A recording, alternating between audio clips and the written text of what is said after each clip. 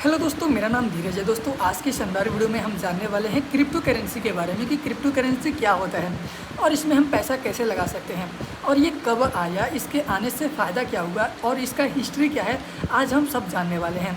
देखिए दोस्तों, आपने भी कई बार ये लोगों के मुँह से सुना होगा कि मुझे पता होता तो मैं भी आज करोड़पति होता बिटकॉइन में पैसा लगा करके।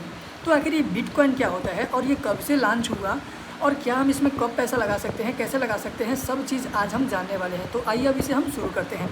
देखिए दोस्तों, सबसे पहले मैं आपको बताना चाहता हूँ कि आज से कई हज़ारों साल पहले बार्टर सिस्टम हुआ करता था। अब ये बार्टर सिस्टम क्या है, इसे समझने से पहले जैसे मान लीजिए आज मुझे 1 किलो आलू चाहिए, तो मैं क्या करूँगा, 1 किलो आलू ख़रीदने के लिए जाऊँगा दुकान पर और बोलूँगा भाई आलू कितने का है, तो वो बताएगा कि आलू 15 रुपये किलो है। तो मैं 1 किलो अगर मुझे चाहिए तो मैं 15 रुपये दे करके ले लूँगा, 2 किलो चाहिए तो मैं 30 रुपये दे करके ले लूँगा। पर कई हज़ारों साल पहले क्या हुआ करता था, उस समय पर भी लोग खाना खाते थे, तो खाना खाने के लिए उन्हें चाहिए आलू, प्याज, लहसुन, जो भी चीज़ चाहिए खाना बनाने में, वो ख़रीदने के लिए जाते थे मार्केट में। पर उनको ये नहीं पता होता था कि 1 किलो आलू के बदले में मैं उसे क्या दूँ।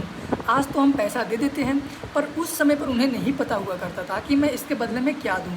तो वो क्या करते थे, 1 किलो आलू ख़रीदने के लिए जाते थे मार्केट में और अपने पास से 1 किलो प्याज या फिर 1 किलो दाल, लहसुन, टमाटर, धनिया, कुछ भी 1 किलो के बदले में सामान दे करके जो चाहिए, मतलब आलू चाहिए तो प्याज लेकर जाएंगे, प्याज देंगे और उसके बदले में आलू लेकर आ जाएंगे।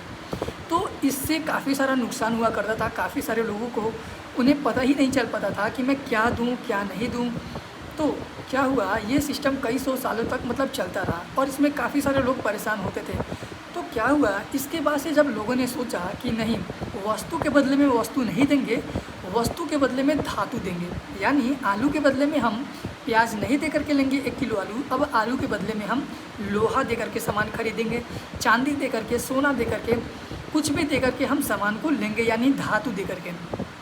पहले वस्तु से बदले वस्तु के बदले वस्तु, अब वस्तु के बदले धातु दे करके सामान खरीदेंगे। तो मान लीजिए 5 किलो आलू आज से कई हज़ारों साल पहले मुझे ख़रीदना होता, तो मैं 5 किलो आलू के बदले में 1 ग्राम सोना या फिर 1 ग्राम चांदी, इसी प्रकार से मैं धातु दे करके और 5 किलो आलू लेकर आऊँगा अपने घर। पर उस समय क्या ही हुआ करता था, उस समय भी ये भी कन्फ्यूज़न होता था कि मैं कहीं ज़्यादा तो नहीं दे रहा हूँ इसको। यानी मान लीजिए 5 किलो का आलू हो गया, जैसे मान लीजिए 50 रुपये, तो क्या मैं इसको 100 रुपये का धातु तो नहीं दे रहा हूँ। तो ये भी बहुत ज़्यादा मतलब कन्फ्यूज़न हुआ करता था लोगों को।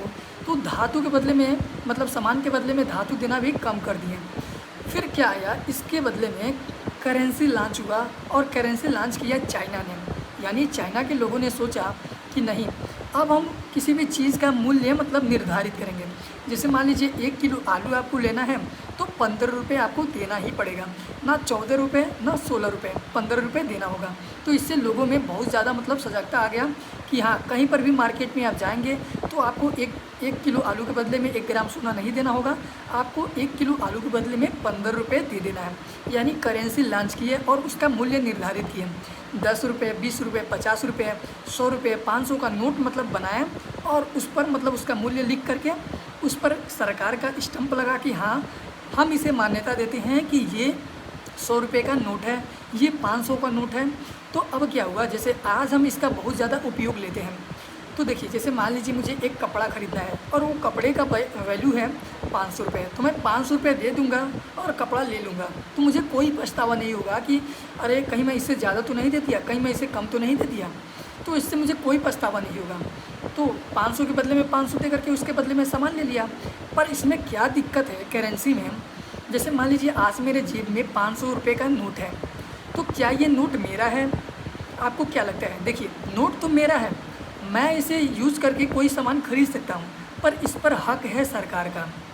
यानी सरकार चाहे तो आज मेरा 500 का नोट नकली कर सकता है बंद करके।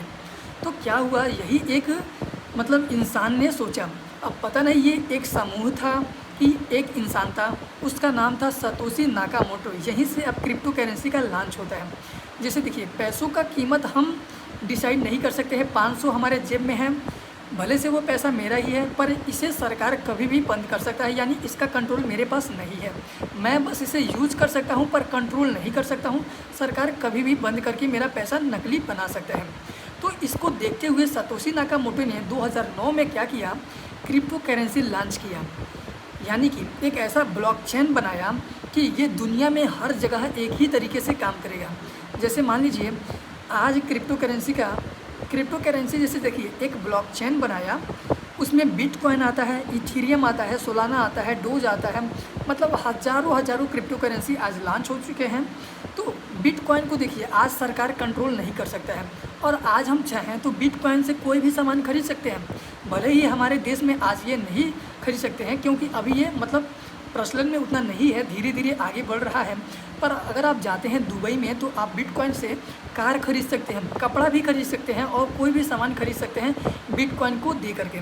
क्योंकि बिटकॉइन को अगर आप देंगे तो उसे सरकार नहीं कंट्रोल करता है, यानी कि बिटकॉइन कभी सरकार बंद नहीं कर सकता है। अगर वो चाहे तो अपने देश में बैन कर सकता है कि मेरे देश में ये बिटकॉइन नहीं चलेगा, क्रिप्टो करेंसी नहीं चलेगा, पर वो चाहे पूरा कंट्रोल कर दे बिटकॉइन पे तो नहीं कर सकता है।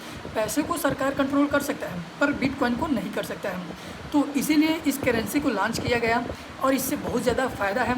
इससे हमें ये फ़ायदा है कि हमारे पास अगर एक बिटकॉइन है तो वो सरकार के कंट्रोल में नहीं है, हमारे कंट्रोल में है।